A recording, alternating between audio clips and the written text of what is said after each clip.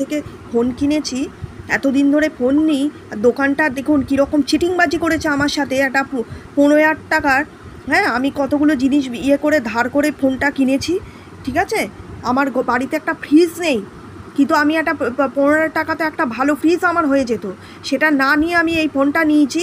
আর ফোনটা দেখুন কত বাজে, এখানে দেখুন ফাইল ম্যানেজার কাজ করছে না, আর ফোনটা বন্ধ হচ্ছে না, এই দেখুন বন্ধ করছে, এখানে কী সব জেমিনি এই সমস্ত চলে আসছে।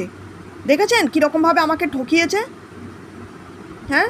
আরে একটা লোক আমাকে হেল্প করে না, না কোনো মানে কোনো রকমের দেশে কোনো কাজকর্ম করে সুখে থাকতে পারছি, আর যে কটা টাকা আছে সেগুলো বাইরে অন্য লোকে এইভাবে ঝাড়ছে।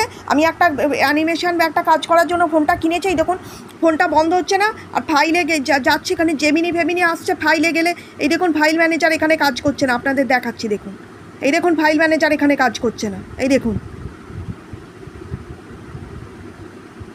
এই উল্টো পাল্টা কী সব দেখাচ্ছে।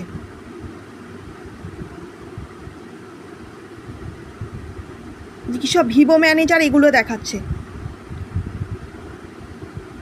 এই দেখুন এরকম ঘুরছে, 50 ঘন্টা ধরে ঘুরে চলেছে, বুঝেছেন, 2-3 দিন ধরে ঘুরে চলেছে।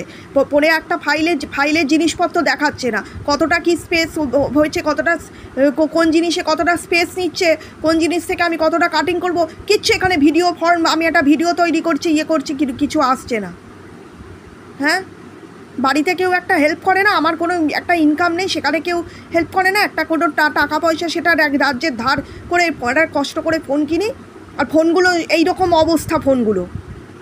হ্যাঁ, ফোন কেনাই উচিত না, ফোনটা কেন ফোনের সঙ্গে যে কেন রয়েছে না, একটা ইউটিউবে সাপোর্ট পাই না, একটা টাকা পাই না, এতগুলো চ্যানেল করে রেখে এত সারাদিন ধরে পরিশ্রম করি, না খেয়ে দে না ঘুমিয়ে, এই রাত্রি 3:21 এখন এতক্ষণ ধরে অ্যানিমেশন করে একটা পুরো ফোনের ইয়েটাকে রিকভারি করেছে। এখন দেখছি আগের দিন আমি যে কটা অ্যানিমেশনে ফাইল করেছি, একটা ক্লিকের সমস্ত নষ্ট হয়ে গেছে, আর একজন হেল্প করে না, একটা লোকের সাপোর্ট পাই না। আর আমার এই ফোনের সর্বনাশী নেশা, আমি যে কেন ফোনটা রেখেছি, লোকের ভিডিও দেখে আমার ছাইপাস হচ্ছে, সারাদিন ধরে ফেসবুকে খালি অন্য লোকের ভিডিও আসে, আমার ছাইপাস হচ্ছে তাদের ভিডিও দেখে।